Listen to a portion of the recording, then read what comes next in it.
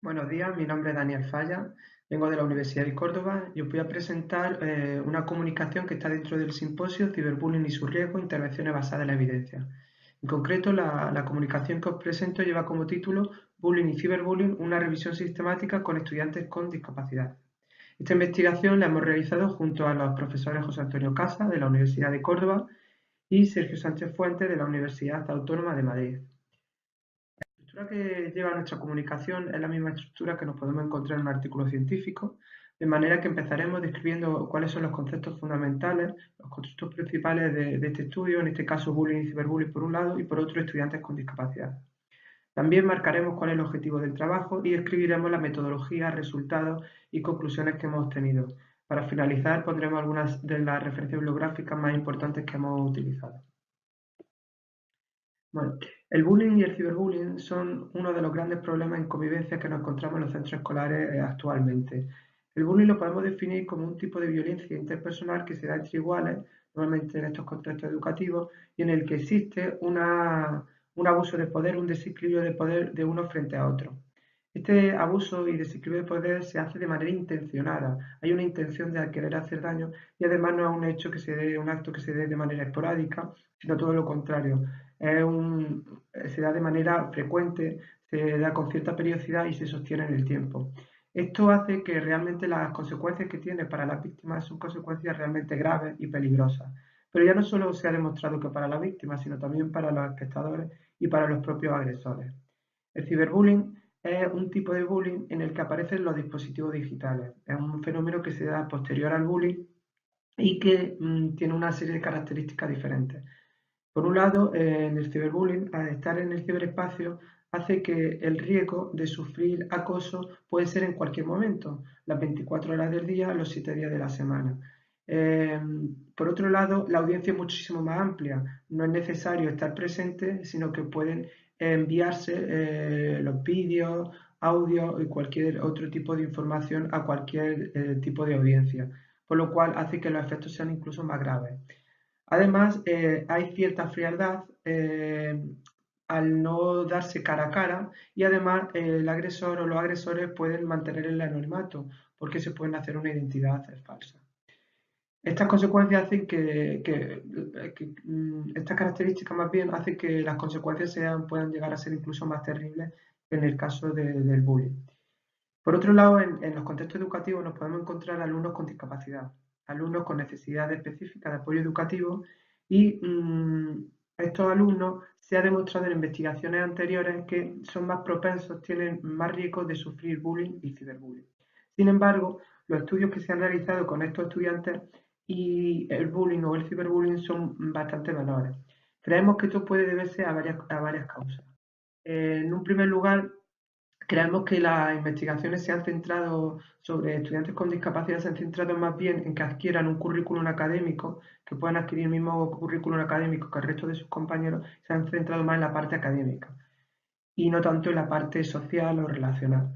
También creemos que dentro del bullying hay menos investigadores especializados en la discapacidad y por otro lado que las características idiosincrásicas que presentan estos alumnos, por ejemplo estudiantes que tengan discapacidades severas o discapacidades moderadas, les resulta más difícil describir qué es lo que le está sucediendo y utilizar unos cuestionarios que sean más fiables y que nos permitan obtener información de ellos mismos y no tener que recurrir a información de terceros.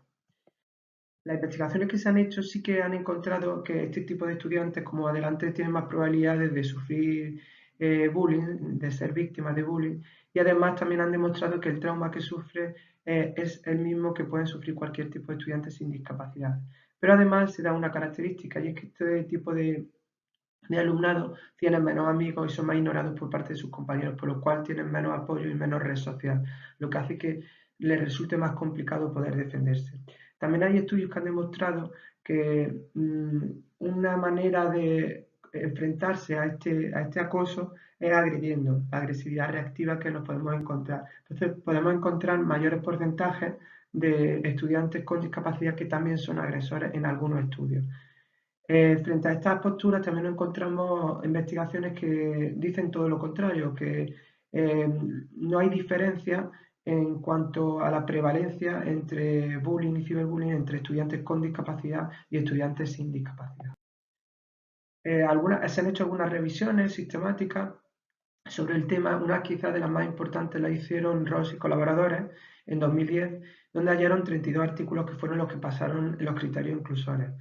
Además, y quisieron hacer el análisis atendiendo a tres factores. Por un lado, factores escolares, por otro lado, el tipo de discapacidad y por otro lado, atributos personales.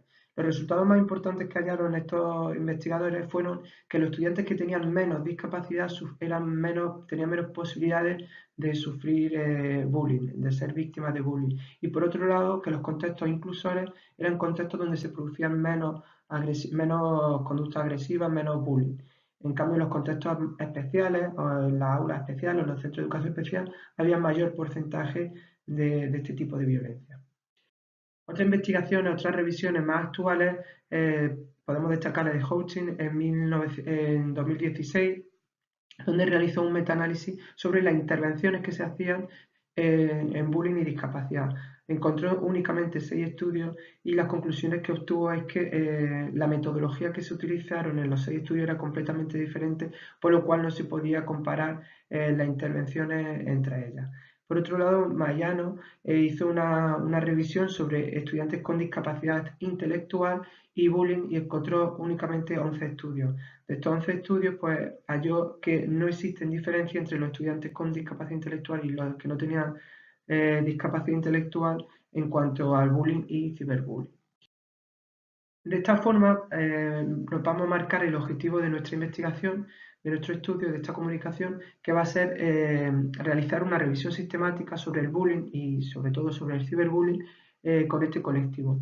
En los últimos años que ha habido un avance importante en programas de intervención sobre bullying y ciberbullying, también ha habido un avance importante en la inclusión de los estudiantes con discapacidad en los contextos educativos. Entonces, nos vamos a marcar como revisión sistemática de 2010, que se hizo la de Ross y colaboradores, hasta la actualidad. La metodología que hemos utilizado hemos seguido las directrices que marca la declaración Prisma. De esta manera, lo que hemos hecho ha sido definir los conceptos principales del estudio, los objetos principales del estudio, bullying, ciberbullying por un lado y estudiantes con discapacidad por otro, y hemos establecido como periodo de búsqueda desde enero de 2017 hasta octubre de 2017. Las bases de datos que hemos utilizado han sido dos de las bases más importantes, WOS y Scopus, y hemos utilizado con palabras claves disability y bullying and cyberbullying. Los criterios inclusores que hemos marcado para seleccionar los artículos han sido que estuviesen dentro del ámbito educativo, descartando estudios que podíamos encontrar en el ámbito sanitario o en el ámbito social. También que los estudiantes tuvieran una edad escolar. No queríamos coger artículos que fueran de estudiantes que de estudiantes universitarios o estudiantes que hicieron un análisis retrospectivo de su etapa escolar.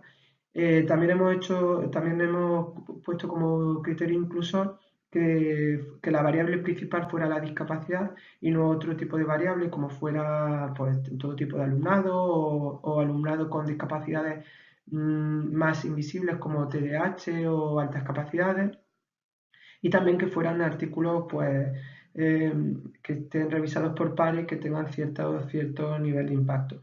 Hemos descartado, por ejemplo, capítulos de libros. Y el último criterio es que fueran trabajos actuales, de 2010 en adelante. Encontramos 123 artículos, 18 de ellos estaban duplicados y descartamos 68 por los motivos que os he explicado anteriormente. Nos quedamos con 37 artículos y de esos 37 los últimos 5 descartados fueron porque eran revisiones sistemáticas o metaanálisis, porque eran programas de intervención o porque se intentaba validar un instrumento. En cuanto a los resultados son bastante contundentes. Hemos encontrado que la mayoría de los estudios que se han realizado desde 2010 hasta la actualidad, a pesar de que el ciberbullying ha crecido considerablemente, la mayoría de los estudios han sido sobre el bullying tradicional, un 90%, y sí que nos pareció sorprendente que encontramos un estudio de dating violence, poniendo los descriptores que os dije anteriormente, pero me apareció un estudio de dating violence y discapacidad. Por otro lado, también analizamos dentro de esos estudios que encontramos cuál era el foco de atención y vimos que casi la mitad estudiaban únicamente el rol de víctima, un 44,83, y el otro 55 sí que estudiaban los dos roles, tanto el de víctima como el de agresores. Para terminar, pues queremos establecer una serie de conclusiones.